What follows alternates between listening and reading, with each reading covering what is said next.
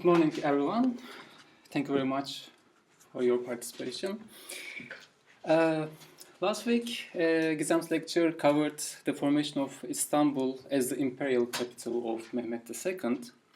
And this week, I will continue from the point where she left. And I will try to give you an overview of Ottoman architecture in 1 hour, and which is a quite big challenge. I will do this by focusing on 10 Sultanate mosques, which you see on the skyline here. In fact, mosque complexes that dominate the skyline of Istanbul. And next week, I will focus on a more specific period of Ottoman architecture, the so-called Magnificent Century, and its renowned architect Sinan. By the way, this lecture will be a snapshot of my project with which I apply to Leverhulme Trust Fellowship. I will make use of the same methodology, and I hope you will enjoy it.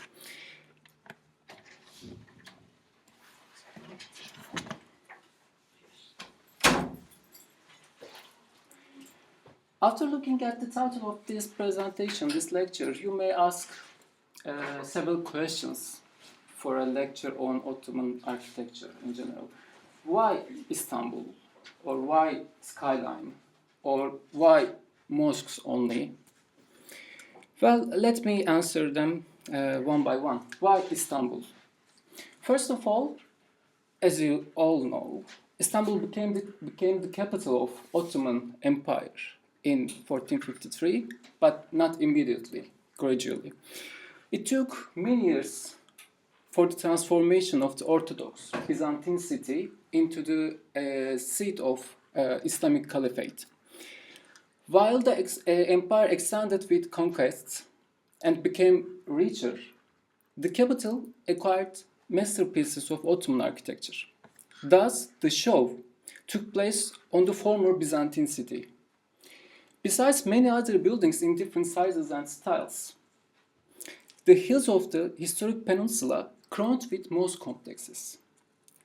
At this point, I should stress that Istanbul used to mean not today's megalopolis, but only the intramuros, in other words, the city within the walls of Theodosius II, which were built in the 5th century. And the other parts of the city, like Galata, or Üsküdar, or Eyüp, were just other towns, not Istanbul. So when I say Istanbul, I refer to intramuros, the walled city, just like the old times, in the old times. And why skyline? Well, Istanbul skyline is extremely charming, thanks to its unique topography, the sun setting behind the historic peninsula, and its striking geometrical mix of the semispheres of the domes and the thin cylinders of the minarets. To me, it's by far the best skyline that I've ever seen in any city, including the city of dreaming spires. Because each mosque complex in Istanbul contributed to its skyline on its own part, like a piece of sculpture carved on the hilltop. As a result, Istanbul skyline itself became a surplus of the Ottoman architecture, which can be enjoyed from many viewing points within the city. Even today, despite the damages caused by modern governments, the name of Istanbul is still visually associated with domes and minarets, I guess. Why mosques? Well, mosques were not only the symbols of Islam, but they were also the showcases of the Ottoman architecture. The most elaborate examples of it, even surpassing the palaces or fortresses in monumentality. In addition, those we will investigate today are all Sultanate mosques, those built by the royal family on large scales and with multi-minarets. By the way, I should admit that I made one exception, and I will explain why. Moreover, most complexes, in fact, were the central pieces of larger complexes, which formed the nucleus of the urbanization of Ottoman cities. New Muslim neighborhoods were simply forming around a newly built mosque or masjid. Other units of the complexes, such as madrasa, as you see here, this is a madrasa, this is a convent, this is a hospice, a soup kitchen, a hospital, a caravanserai, a bathhouse, a primary school, all were forming around the mosque, the central piece of the complex. However, those were totally functional buildings. Those surrounding the mosque were totally functional buildings and mostly deprived of embellishments when compared to mosques.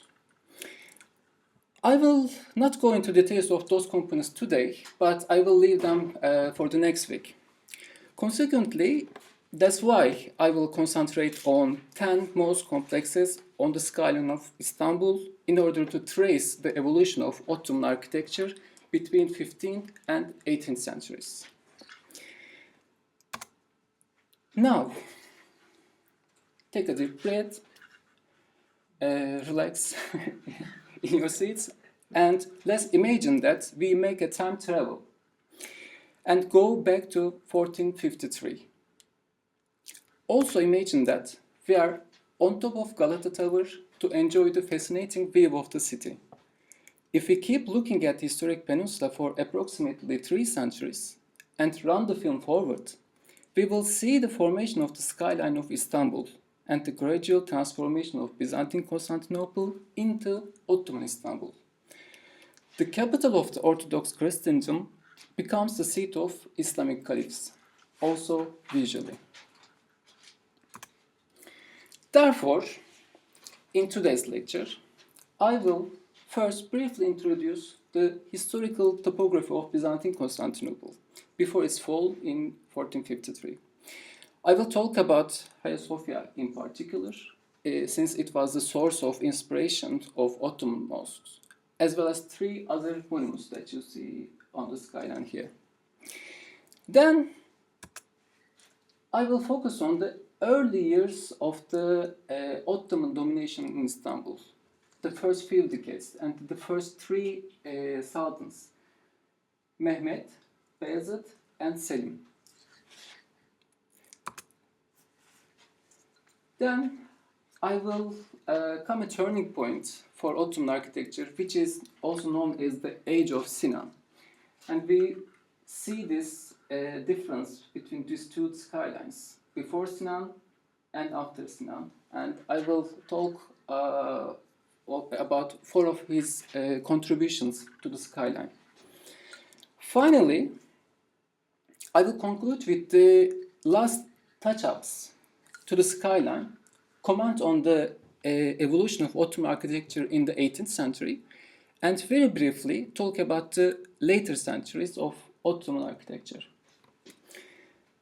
If you like, you can also see the contents of today's lecture on this map, with the names of the buildings separated in 4 groups. As you see, those most complexes are located to the north of the historic peninsula. All are located to the north or having a view on Golden Horn. This is Golden Horn. Because they were especially built for the viewers from Galata. Because Galata, which is mostly populated by non-Muslim minority, and from where the foreign visitors and ambassadors stared at Istanbul. In fact, those mosque complexes also correspond to different periods of Ottoman history, because each mosque represents a sultan or sultana and inserts his/her blueprint into the city. Therefore, you will also more or less become familiar with Ottoman history at the end of this lecture, at least for those 3 centuries. But very briefly again. Because we will use architecture as a tool for reading the history. So, let's start our journey with the Byzantine Constantinople.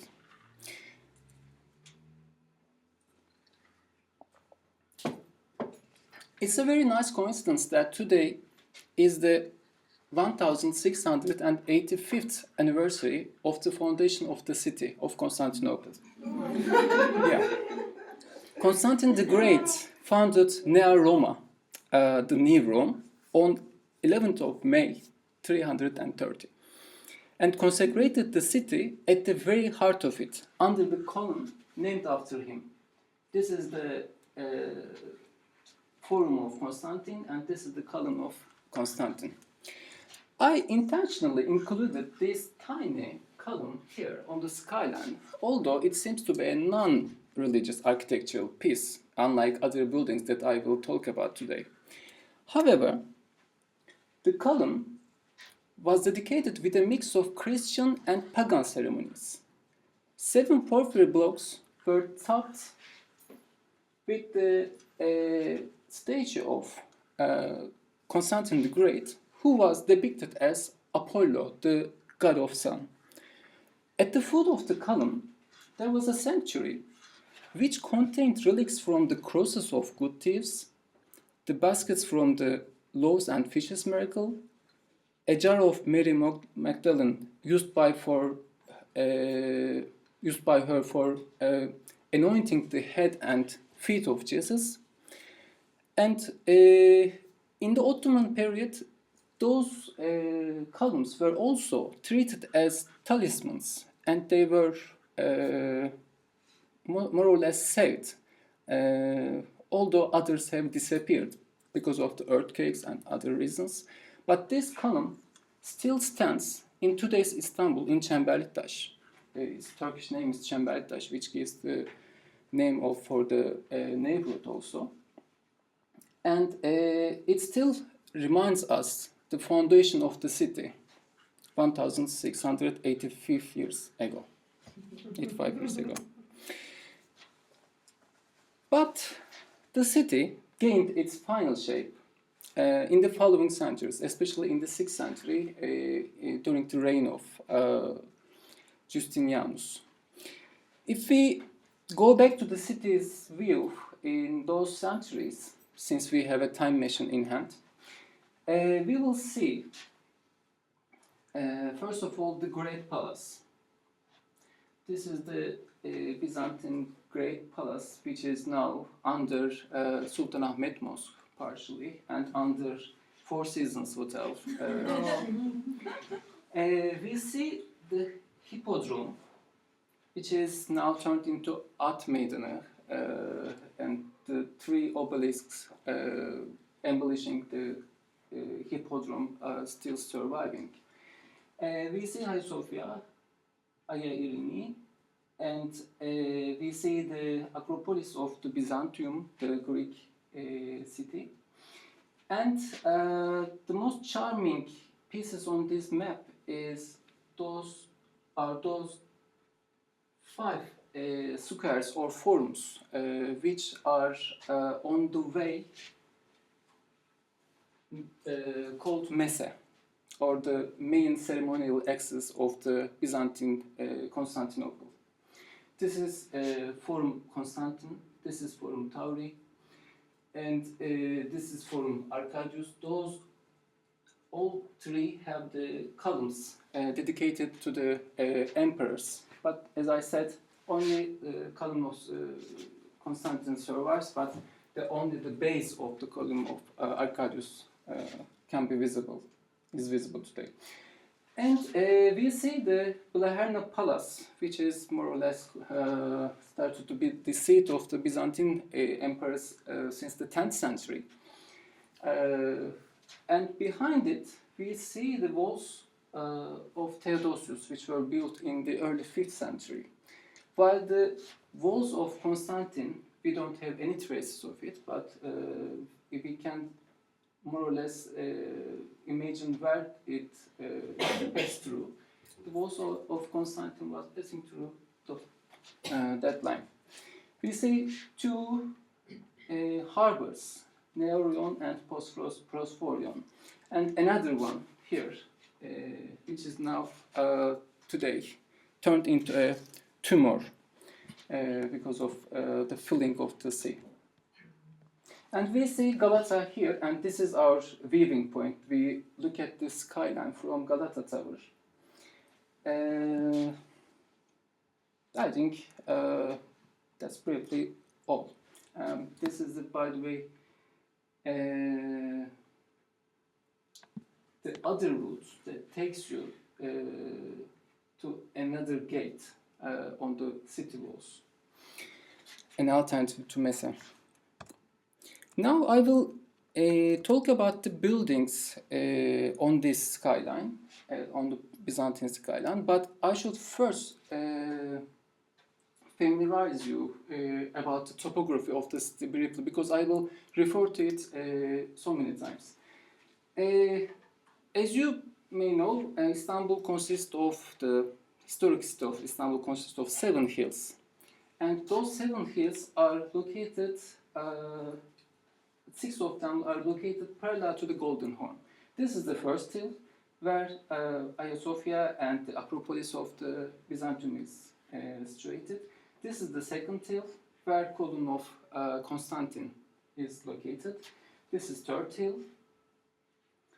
This is fourth hill, and between third and the fourth hills we see a large aqueduct of Valence.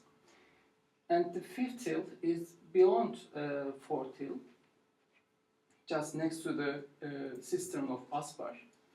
And the sixth hill, in fact, coincides with the Edirne Gate at the tip of the other tip of the historic peninsula. And by the way, there used to be a river, Lycos River, used to flow and pour into the Marmara Sea in Yenikapı. And the seventh hill is on the other side of the historic peninsula, and it's not a real hill because, as you see from this topographical map, it's more or less a very smooth slope. Now I will move to the buildings. The most impressive building of the city was, of course, Justinian's Hagia Sophia, which was built between 532 and 537. It was built on the first hill, and it was also an absolute source of inspiration for Sultan Mosques of Istanbul. It was built by a mathematician, Isidore of Miletus, and a physician, Anthemius of Tralles, and it was the largest dome of its time. Its span was 32 meters. By the way, I put Pantheon in Rome to a side because it sits on the walls. It doesn't sit on the pillars, or in that sense, it isn't a real dome. But the dome of Hagia Sophia, although it collapsed several times, couldn't be surpassed in the following 10 centuries. The lateral thrusts were balanced by two semidomes on the east and west direction, and by 2 pendentives on both sides in the north-south axis. The interior of the building was perceived as very impressive because those 4 arches, which sits on the 4 pillars, carry the dome, as I said, which spans at 32 meters, and they are more or less discrete. Those pillars are more or less discrete, and the dome itself looks as if it hangs up from the sky. And we can also see the plan of the building here. And as I said, there are two semi-domes supporting the main dome. And there are two pendanters making four on both sides. Counterpart balancing the lateral thrusts of the main dome, because it used to be a very crackable structure because of the weight of the dome itself. And that was the main question for the Ottoman architects to be solved. By the way, you can also see on this plan the other additions to Hagia Sophia. The black lines indicates the Justinian's Hagia Sophia, and the others gray ones indicate either later additions to support the structure, or later additions like those domes or minarets, tombs or minarets, or the Madrasa of Fatih in the Ottoman times. Another building which sits just next to Hagia Sophia is Ayarini, and it's another church built by Justinian in 537. In fact, it was a part of the monastic complex together with Hagia Sophia, and it was partly rebuilt around 753. It was the only domed church not covered into a mosque, because it became the armory of the Ottoman Empire, and it was, as you remember from last week's lecture, it was inside the Topkapı Palace, the first courtyard of Topkapı Palace. Yet another building that dominates the skyline of Byzantine Constantinople is the Holy Apostles' Church. It was first built by Constantine the Great, but it was rebuilt in a cruciform shape during the reign of Justinian and around 550. Both Constantine and Justinian added their mausoleum to this church. It was the second largest church after Hagia Sophia, and it became the imperial burial place until the 12th century. So it was the resting place of two founders of the city, Constantine the Great and Justinian, as well as many other Byzantine emperors. Now, we come finally to the Ottoman times, and we are in our time journey. We are standing at a point, at a critical point, because the year is now 1453, and we see a minor change in the skyline. A minaret is added to Hagia Sophia, as well as a mihrab and a minber, those for the, as you all know, for the Islamic practice of namaz. It was the first time that Ottomans enjoyed this great building and closely investigated its architecture, Hagia Sophia. The continuity with Byzantine imperial past was underscored by the conversion of Hagia Sophia to the city's first and foremost Sultanate mosque. However, it was not only Hagia Sophia that was converted into a mosque. Many other Byzantine churches shared a similar fate.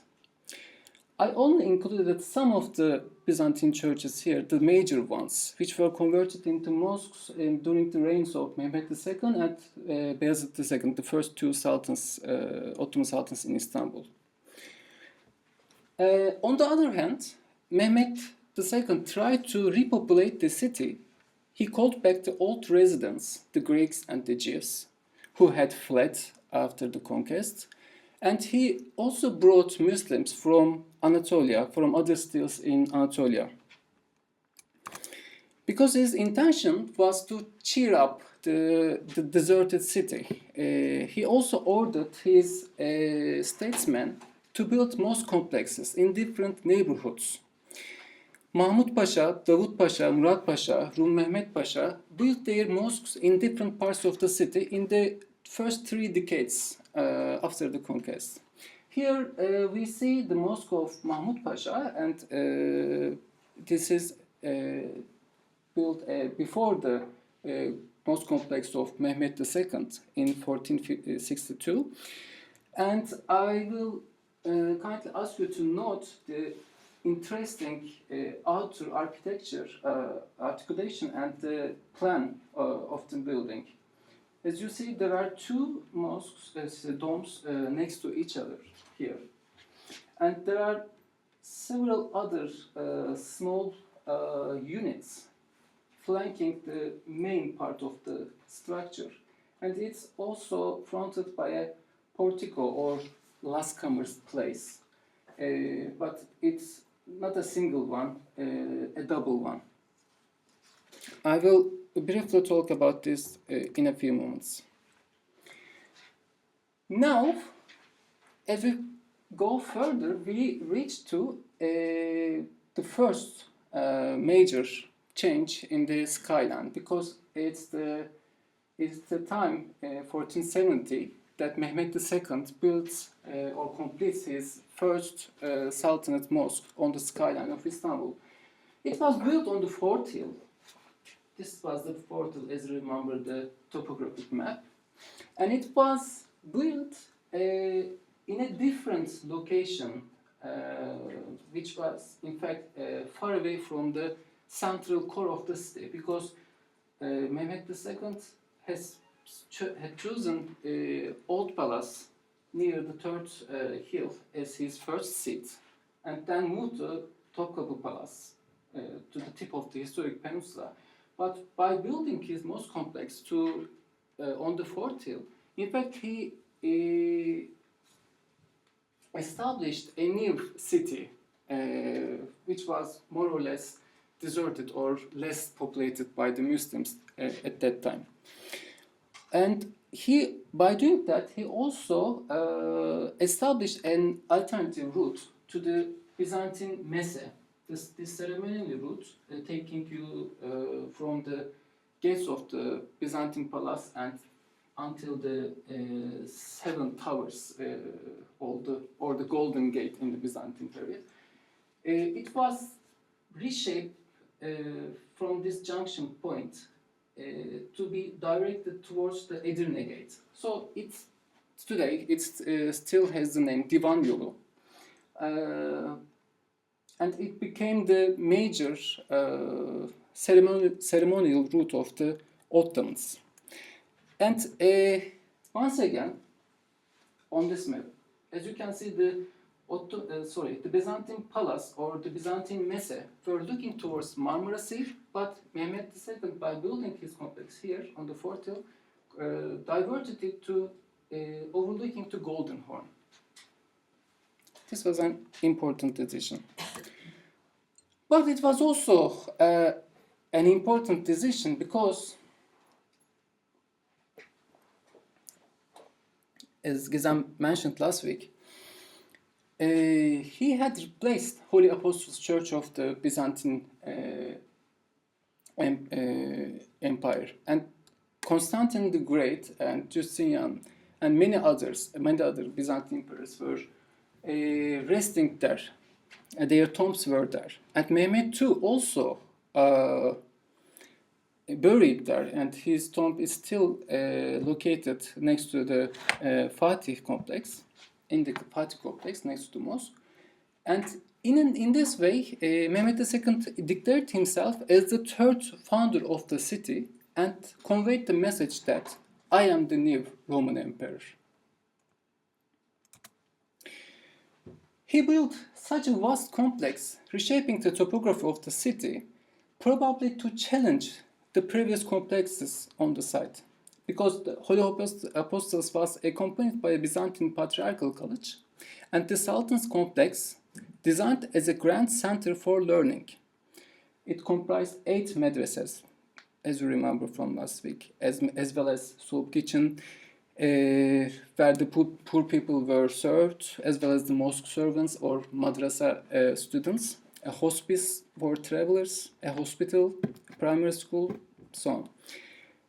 It was a city within the city, and this symmetrical, centralized outline of the complex, reminiscent of Renaissance buildings designs, also reflects the imperial vision of Mehmet II. It took Hagia Sophia as its prototype.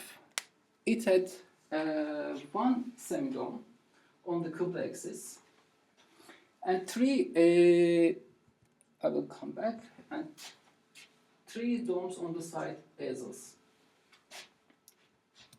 In fact, this was the first time that an Ottoman building made use of semidome to support the main dome. It was built by Atik Sinan, namesake of famous Ottoman architect, and it is sadly related that he was punished.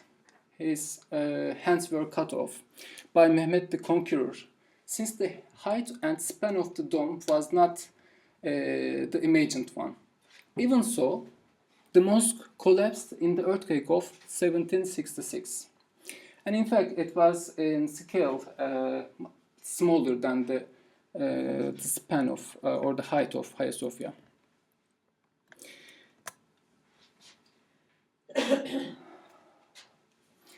Well, before continuing our time travel in Istanbul, I will take you to Bursa and Edirne to visit two former Ottoman capitals briefly in order to have an idea about previous Ottoman mosque complexes and evolution of their architecture. Firstly, we will go to Bursa, then we will visit Edirne. This is the outline and the plan of the Yıldırım Mosque complex, which was built around 1395. First of all, the early Ottoman complexes in Bursa and Edirne were not mosque complexes. They were featuring a convent or dervish lodge, a part of which was also used as the masjid. So they were not called mosques then. They were either called zaviye or tekke. And the accompanying parts of the building were serving the sheikhs or dervishes and their followers at a time when Ottomans had a more heterodox Islamic tradition. As you see, this is the convent of the complex, and it was not built as a mosque. It didn't have a minaret. A part of it was used as the masjid for the prayer, but those parts were simply rooms attached to them. The overall outline of those buildings were resembling to an inverse T, which could be a reinterpretation of the Selçuk madrasas originating in Iran. If you remember the mosque of Mahmud Pasha, which I showed you a few moments ago, it also had a similar plan. It had two domes and several smaller domes attached to it, flanking on both sides. And this was the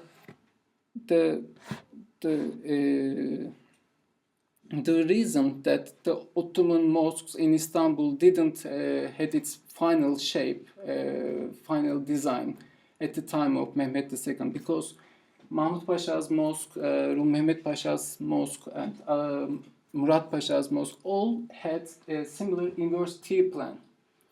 So, in that sense, Mehmet II's complex was an important leap when compared to previous Ottoman complexes. And please also note that the scattered placement of the elements of this complex. The different elements are just scattered, and they are not in a symmetrical layout like the complex of Mehmet II. However, the architectural details of those buildings also suggest another source of influence. The brickwork on the facades, the narthex-like porticos, the galleries above them, took contemporary Byzantine churches as model, and they were most probably the work of Greek architects again, who were simply serving the Ottomans. By the way, those buildings, as I told you a few months ago, didn't have any minarets originally. The minarets were added them later.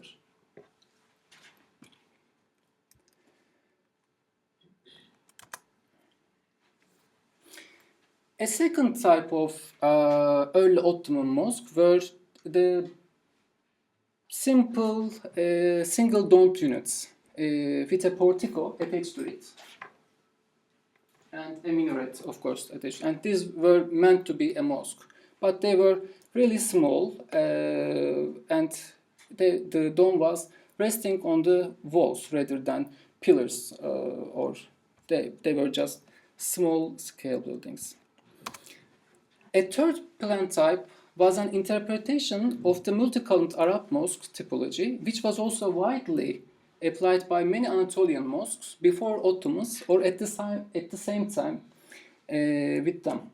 Here we see the famous mosque in Bursa, the Great Mosque or Ulu Mosque, built by Yıldırım Beyazıt around 1400, and it was covered by 20 domes, and which were resting on either the walls and the pillars inside the building. And although it was in a large scale, it was not a very monumental building, because the monumentality would only come with another mosque in Edirne. By the way, Edirne, the second capital of Ottomans, had seen the construction of many examples of each of those three plan types: single-domed, multi-columned, and inverse T models. However, Üç Şerefeli Mosque, which made a great leap by enlarging the mihrab dome, the large dome just in front of the mihrab, as wide as to cover a large portion of the main prayer hall, and extended it on two sides by auxiliary domes. And it was also featuring a courtyard for the first time in Ottoman architecture. And this courtyard was a reminiscent of either Byzantine atriums or the courtyards of the Arab mosques in the Arab lands. And consequently, we can say that there was a tendency towards a single central dome in the mid-15th century Ottoman architecture, but supporting it with semi-domes was an idea learned from Hagia Sophia. Now, we can resume our journey in Istanbul. And last time we saw the construction of the complex of Mehmet II on the Fourth Hill, and now we reach the reign of his son, Bayezid II, and his first contribution to the skyline was the addition of a second minaret to Hagia Sophia around 1500, but his real contribution to the skyline was the building of Bayezid complex on the Third Hill, next to the Old Palace, and also next to the, again on the Divan axis, this axis, and also next to the main commercial center, or the covered market, which was the nucleus of which was built by Mehmet II, and it became a network of shops in the following centuries, but it was, since the Byzantine times, the main shopping square. This is the view of the covered market. And those two Turkish flags points the entrance to the today's Istanbul University, but it was then the old palace. So it was just next to the old palace, just next to the covered market, and it was in that sense mimicking the old capital's mosques, the ones in Bursa and Edirne, which were built next to the palace at the center of the city and next to the main trade center. If we look at the layout of the complex and if we concentrate on the plan of the mosque, we see that there are two semi-domes supporting the main dome, which are flanked by four equal-sized smaller domes on each side. In that sense, it was almost a copy of Hagia Sophia. I also kind of want to indicate the placement of other components of the complex, which were more or less scattered again in the in this map, and it can be regarded as the Bayezid II's ideology versus Mehmet II's ideology, or we can put the centralization policy of Mehmet II on one side and the frontier warriors or Ghazis against centralization, against even the capital of Istanbul, as you remember from last week. So maybe it's a very challenging idea, but we can still see or have an idea from this layout about those two competing sultans, because Mehmet II was the one who was very fond of the centralization, the Renaissance, and literature of the West and others, while Bayezid II was more conservative, he was more religious. He was the one who knocked down the sculptures that Mehmet II has brought to embellish the palace, his palace. So, and he was also known as the man who whitewashed the paintings, the mural paintings that Mehmet II made on his palace walls. So there were a conflict between those two sultans. You can, if you like, read this plan as a, how can I say, interpretation of that. This outer view also gives an idea about the most primitive upper structures. The cubical substructure here is attached by two semidomes, but it's only attached. It not converges. It doesn't make a good combination with the central dome. And the minarets are also very separated from each other.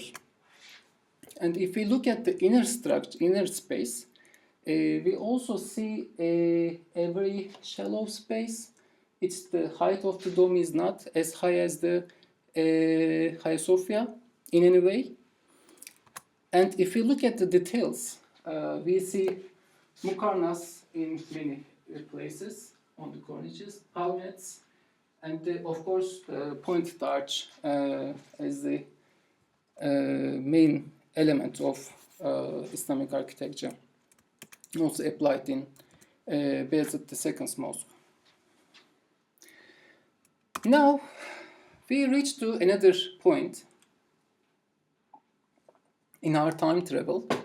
We reach to the second sultan, the third sultan in Istanbul, and we see Sultan Selim's contribution to the skyline. His mosque is located on the fifth hill, and it has a very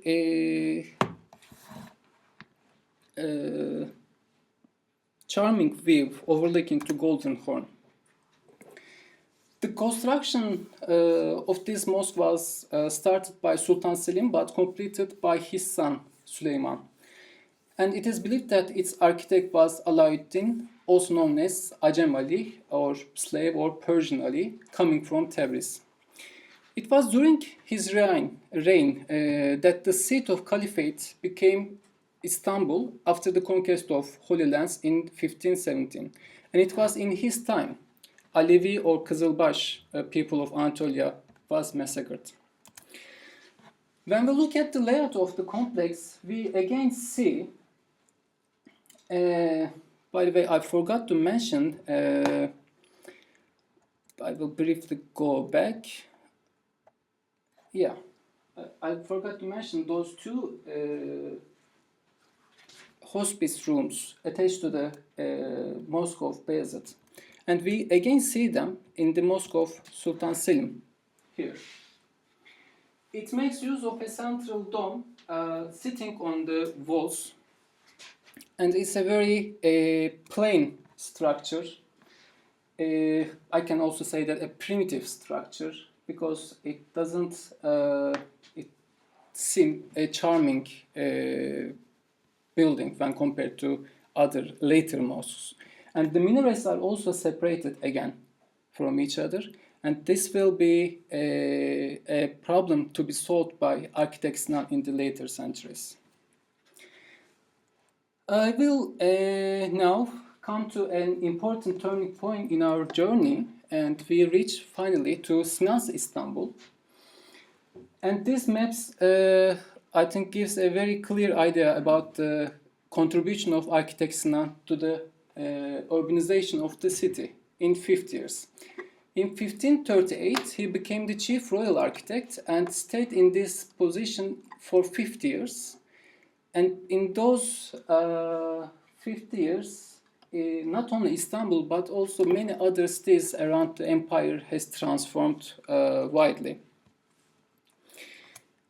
Now, let's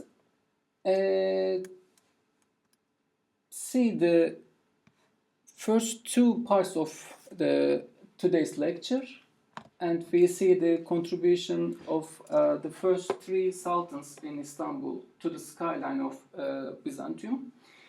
But the major contribution will be created by architect Sinan by the insertion of 4 mosque complexes, either built by Süleyman the Magnificent or for his son Mehmet, or for his daughters Mihrimah Sultan, or for his Grand Vizier Rüstem Pasha.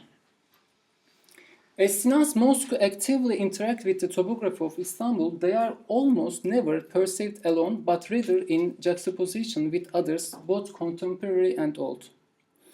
The richly varied typology of his mosques, encoding the stratification of social and territorial status, was intimately bound with the centralized order of the state. I will go into details of this next week because my next lecture will be dedicated only to architect Sinan, but I will shortly cover 4 of Sinan's contributions to skyline here. First of all, we see Şehzade Mosque on this spot between 4th and the 3rd hills, and it is also located in the Divan axis again, and it is on a plateau located between Golden Horn and Marmara Sea. It was built as a funerary complex for Mehmet because he passed away in his youth, and it was a great sorrow for both the Sultan Süleyman and his wife Hürrem Sultan. And Şehzade Mehmet was buried in the tomb behind the mosque of him. If we look at the architecture of the building briefly, we see that there is a very symmetrical plan this time. And Sinan makes use of 4 semidomes on 4 sides of the central dome. And this makes a very, how can I say, uninterrupted interior space in the mosque. And this is what is required and what Fatih and Bayezid mosques didn't achieve.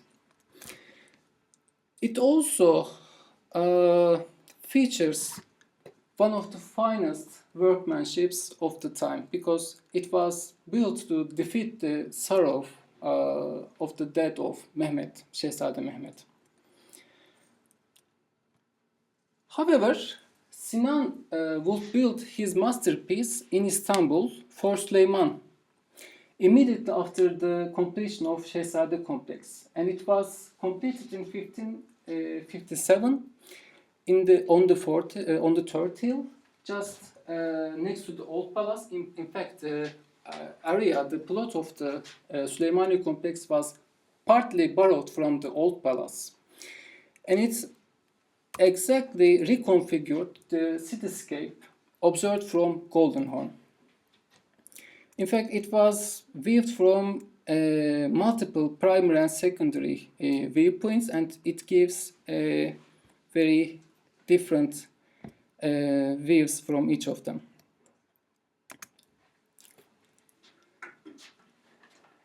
He also created a rhythm with the domes attached to cover the side aisles of the central prayer hall, and he also made use of different heights, minarets with different heights, as you see here, rather than making a very symmetrical or very equal minarets. Unlike Mehmet II's two-dimensionally complex, as you remember from the plan, evenly spread on a single raised platform, it was very symmetrical. The Süleymaniye complex just shared the topography. They just obeyed the topography. As you see in this site, there are 2 madrasas, and they are aligned with the hill, the slope of the hill. And the other buildings around are not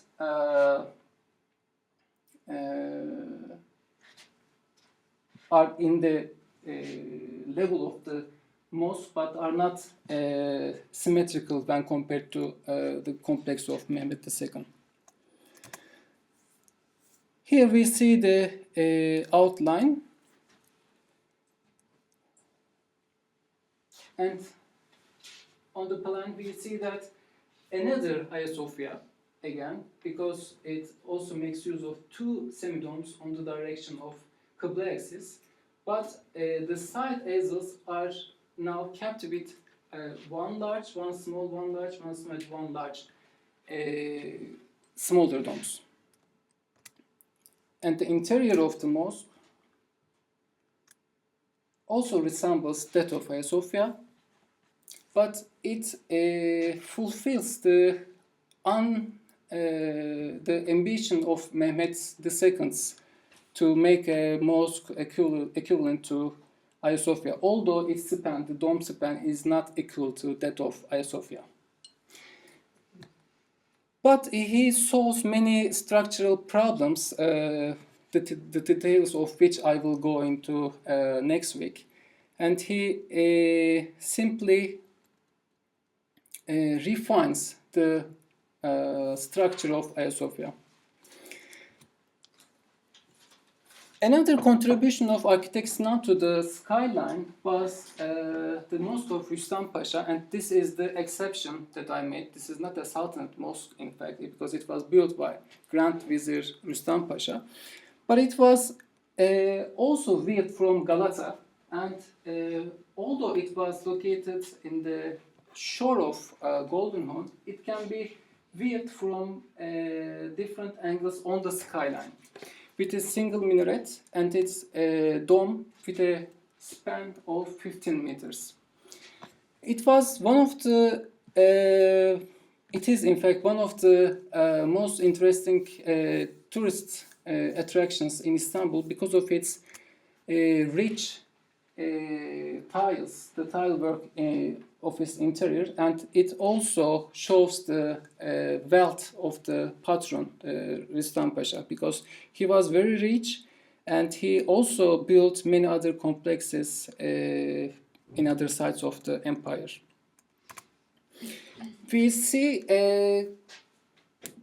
two examples of the tile works of Rüstem Pasha, which were made in İznik workshops. The one on the left is from the mihrab niche, and the one on the right is from the walls of the mosque. I will, as I said, carry on because I will go into details next week. And now I reach to another contribution of Sinan on the 6th hill of Istanbul, next to Edirne Gate. And it was built for Mihrimah Sultan, the daughter of Süleyman. In fact, when the building was started, she was daughter of the reigning Sultan, Süleyman. But when the building was approached to the completion, Selim II has ascended to the throne since his father had died, and the mosque has lost the rank of the Sultanate mosque. It was intended to be built by 2 minarets. There is also a place for the second minaret here, but it was built by single minaret. But although it is built by a single minaret, it still dominates the skyline, the end of the skyline of Istanbul, and it reminds the Gothic spires of the European churches, Western churches, because it is the travelers coming from Edirne can see this tiny minaret from far away. And its dome is 20 meters wide, and it rests on 4 grand arches, which in fact gives a very Baroque outline with these 4 corner weight turrets. And it's, to me, in my opinion, one of the best works of architects, which I will hopefully talk more about it next week. Now we are approaching to the end of our journey, and we lastly see another contribution of architect Sinan by the addition of 2 minarets to Hagia Sophia. It was built 1573 by Selim II, and it turned Hagia Sophia into Selim II also turned Hagia Sophia into an burial place, because he also built his tomb in the courtyard of Hagia Sophia here. In fact, Sinan also supported the structure with many buttresses, the problematic structure of Hagia Sophia, and it was those 2 minarets was also a contribution to support the uneasy dome of the building. Now we are in the last phase of our journey. We are now looking at the last touch-ups to the skyline, and in 1616 we see that on the first hill of Istanbul, a 6-minareted mosque, which was built by Sultan Ahmet I, just next to the At Meydanı, or Byzantine Hippodrome, and just across Hagia Sophia. In fact, he was in that sense trying to compete with Hagia Sophia with its beauty, but of course in size it didn't surpass Hagia Sophia again.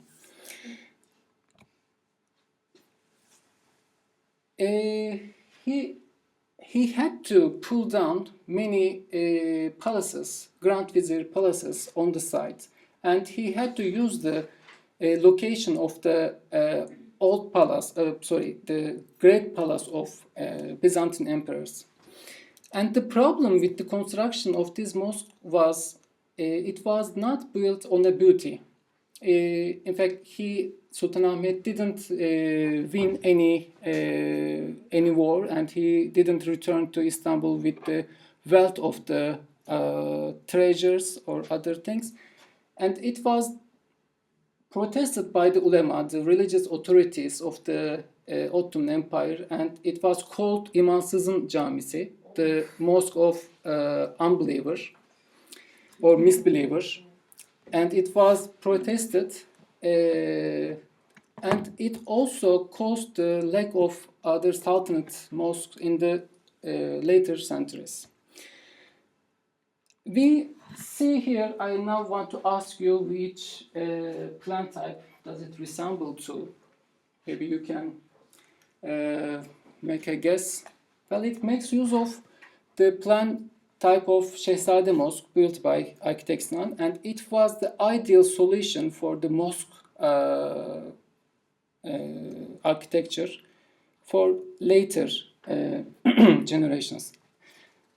In fact, this was built by Sedefkar Mehmet Ağa, who was the student of architect Sinan.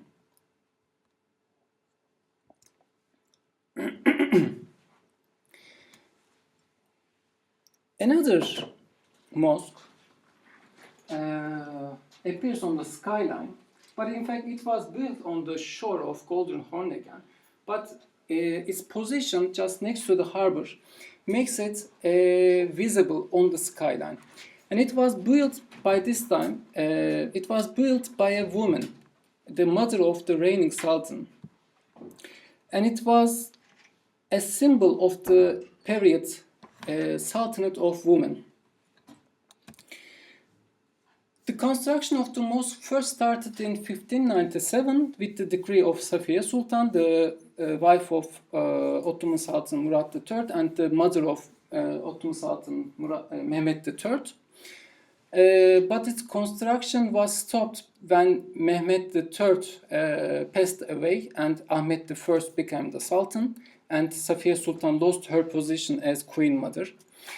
And then another Queen Mother resumed the project, and she completed it in 1663. And she also added other structures to the mosque, to the complex, such as the covered market or Mısır Çarşısı, such as her tomb, and a very large Sultan's pavilion, as well as other elements. This mosque, as I said, reminds us the Sultanate of women, a period when the Ottoman sultans were not had the chance to build their own sultanate mosques because of the economic conditions, because of the political conditions, because of not having a conquest in hand. Their mothers represented them, and their mothers built in the name of the state, but also in the name of them. And it also coincides with the rising of the power of the woman, who was in fact co-governing the empire. And once again, if we shortly look at the architectural lexicon or the classical idiom that the new mosque uses, it features the pointed arches, the mukarnas, and palmettes. So it doesn't deviate from the classical idiom. However, when we reach to the end of our journey, we see a very interesting piece on the second hill. It is Nur Osmaniye Mosque, which was initiated by Mahmud I, but completed by the following Sultan, Osman, and named after him as Nur Osmaniye. And it is interesting because it's Baroque. It's one of the most interesting pieces of Ottoman architecture, and it signifies a different taste in the 18th century.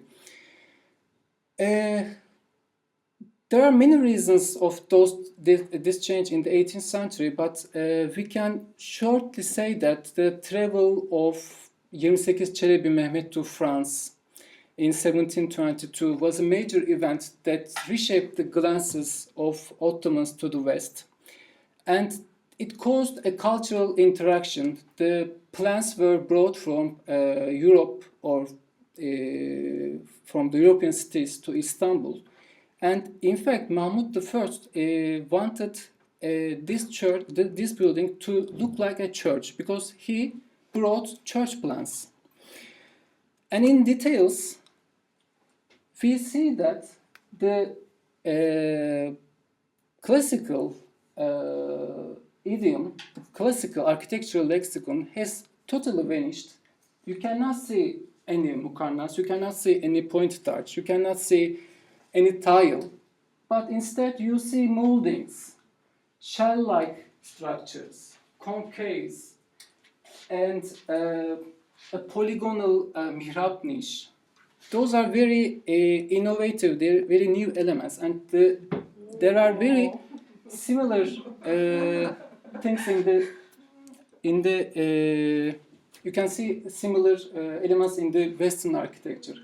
And this is the first and the last usage of the courtyard as an oval shape, in fact a polygonal shape. It's slightly polygonal, but it makes a oval appearance. And the placement of the complex elements is also novel. The gates of the mosque, the gates of the complex are here, but they are not aligned in the line of the mosque or the other elements. They are more or less in a more how can I say, in a relaxed placement when compared to other more symmetrical, more centralized placements. And this is also an influence of the Baroque architecture, which we can call Ottoman Baroque. The interior of the mosque also looks like, not looks like a mosque, but maybe looks like a church more than a mosque. Maybe because of those galleries attached to the central hall on three sides.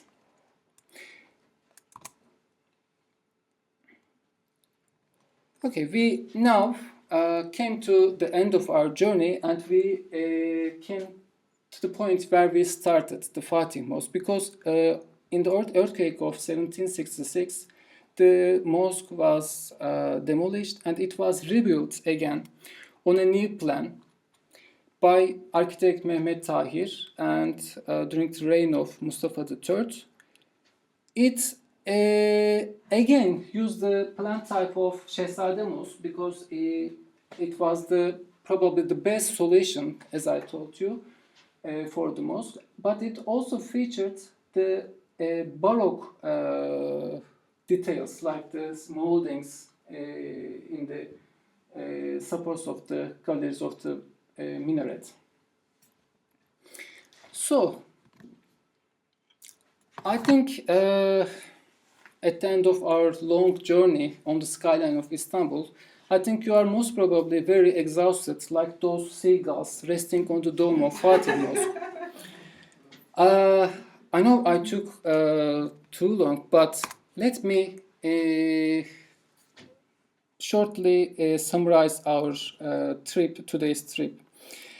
We witnessed the formation of this beautiful skyline of Istanbul, and we traced 3 centuries starting from 1453, and we see the contribution of each sultan to the skyline one by one. And we saw that the mosques were the most elaborate structures of the Ottoman architecture. And let me summarize today's lecture on this timeline.